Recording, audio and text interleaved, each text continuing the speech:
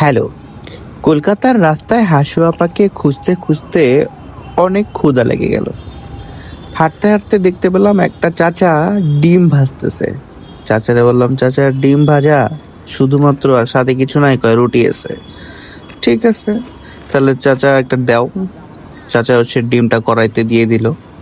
হ্যাঁ, দেওয়ার পর এখানে তারা ডিম সিদ্ধ বিক্রি করে সাথে।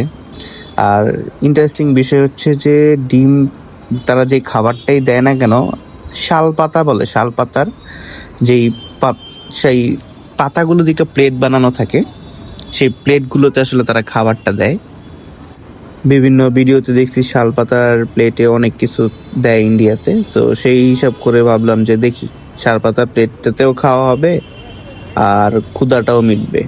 তারপর আবার খেয়ে দিয়ে হাসু আপাকে খুঁজতে বেরোতে হবে।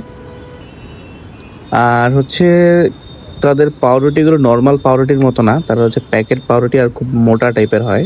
হ্যাঁ, আর ডিম ভাজতেছে, ডিম ভাজার পর ডিমের মধ্যে পাউরুটি দিয়ে দিল। এরপর তারা আমাকে সার্ভ করে দিল। হ্যাঁ, দেখতে দেখতে খুবই ভালোই লাগে, কিন্তু খেতে এভারেজ, যেমন ডিম পাউরুটি আমরা যেরকম খাই আর কি, সেরকমই। ধন্যবাদ। আসসালামু আলাইকুম।